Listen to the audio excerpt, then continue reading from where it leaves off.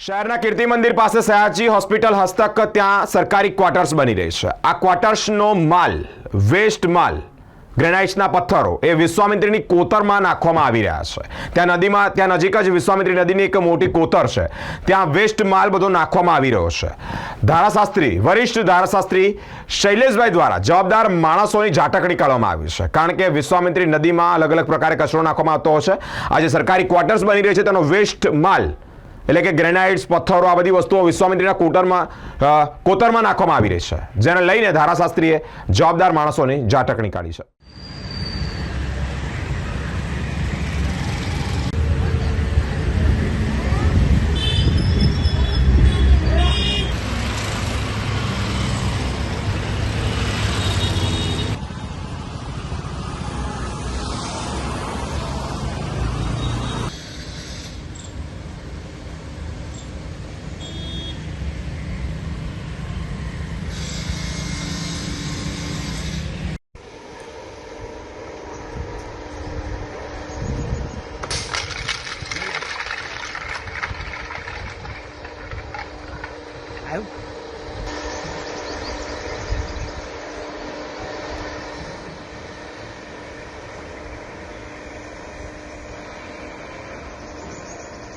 હાથમાં લીધું।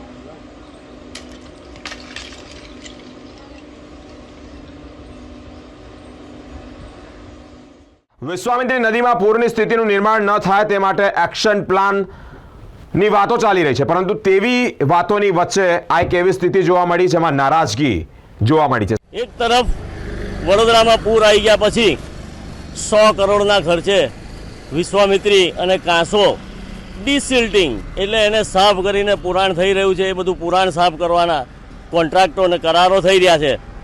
એ કરારોમાં કોર્પોરેટરો વાંધા ઊભા કરી રહ્યા છે કે આ વધારે ભાવ છે, ઓછા ભાવ છે, શું કામ છે શું નહીં ખબર નથી। તો આ મ્યુનિસિપલ કોર્પોરેટરોની આ વિસ્તારનાની જવાબદારી છે કે આ બહુચરાજી કાંસ આ ચાઇનાનીનું હોસ્પિટલ બંધાઈ રહ્યું છે, જે આગળ સામે જ 10-12 પતરાના શેડ બનાવેલા હતા, એ નદીના 30 મીટરના માર્જિનમાં જેમ કરીને તોડી નાખેલા હતા। ત્યારે અત્યારે આ દેખીતું આ કોન્ટ્રાક્ટર એની અંદર ટાઇલ્સો કે જે બી પથ્થરો છે ગ્રેનાઇટના છે કે જે પણ તોડીને એનો વેસ્ટથી આ પુરાણ કરી રહ્યા છે। આ બહુચરાજી કાંસ અત્યારે આપણે આરાધના ટોકીઝની પાસેને આ બ્રિજ ઉપર ઊભા છે અને આ પુરાણ થઈ રહ્યા છે। તો આ પુરાણ કરે અને પછી લોકોના ટેક્સના પૈસાથી સરકાર ટેન્ડરો બહાર પાડીને ખાલી કરે તો પુરાણ કરવાની જો થઈ રહ્યું છે એ જોવાની પણ જવાબદારી પાલિકાના ઇજનેરોની અને સાઇટ સુપરવાઇઝરોની છે। એમને પેટ્રોલના એલાવન્સ આપવામાં આવે છે આ બધું જોવા માટેના।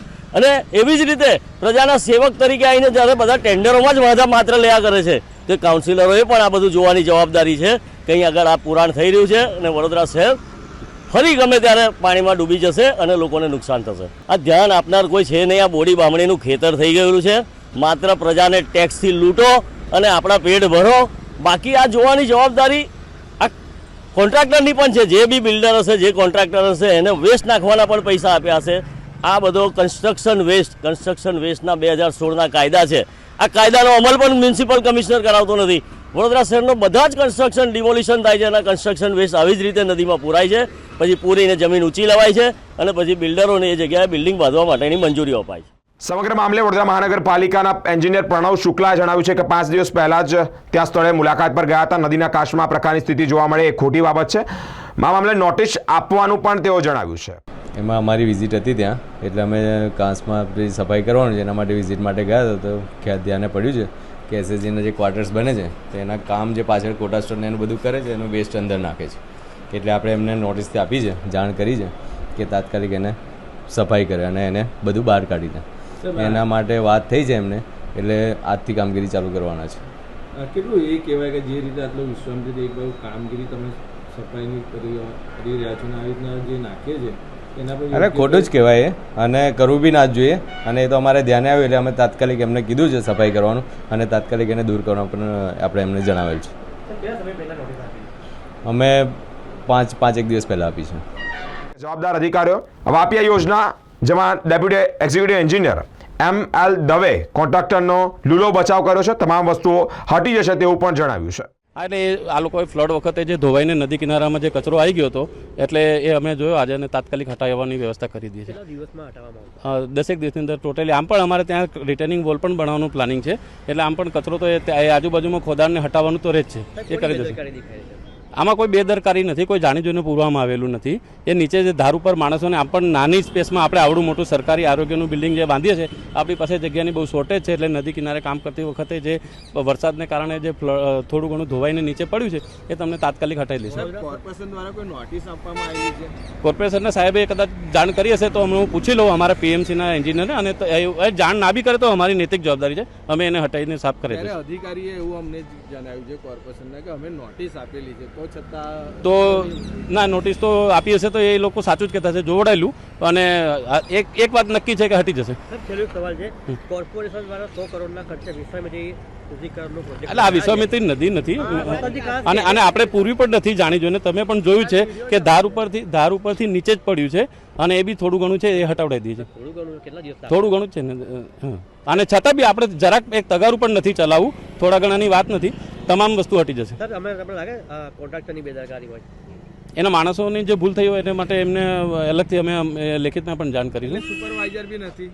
સુપરવાઇઝર હોય પણ આવડા મોટા ક્વોન્ટમમાં આ જો સાઈડમાં કોઈ ખૂણે રહી ગયું હોય ધ્યાનથી, તો કંઈ ઈરાદાપૂર્વક નથી હોતું, કારણ કે એમનો બી કોઈ એવા ઈરાદા હોતા નથી. આના પછી કંઈક તમને કોન્ટ્રાક્ટરને કંઈક કહેશો? હા, બિલકુલ. એ તો હટાવવા માટે તાત્કાલિક જાણ કરીશું, અને ના હટે તો 2-3 દિવસ રાહ જોશું, ના ચાલુ થાય તો પછી લેખિત નોટિસ પણ આપીશ. અને નોટિસ પણ આપેલી છે, અને અધૂરામાં પૂરું ઇમ્પ્લિમેન્ટેશન. નોટિસ ખાલી કાગળે આપવાનો કોઈ મતલબ નથી, પણ અત્યારે 100% ઇમ્પ્લિમેન્ટ ચાલુ થઈ ગયું. તમે પણ જોયું જશે, બંને બિલ્ડિંગમાં અત્યારે સેફ્ટી બેલ્ટ અને હેલ્મેટનું 100% પાલન કરવામાં આવી ગયું. નોંધનીય છે કે આ કામગીરી સ્થળે નીલકંઠ ઇન્ફ્રા નામના પાટિયા જોવા મળી રહ્યા છે. ત્યારે શું નીલકંઠ ઇન્ફ્રાના મજૂરો દ્વારા વિશ્વામિત્રી નદીની કાસમાં આ પ્રકારે વેસ્ટેજ નાખવામાં આવી રહ્યું છે? જો નાખવામાં આવી રહ્યું છે તો તેની સામે શું કાર્યવાહી થશે તે હવે જોવું રહ્યું.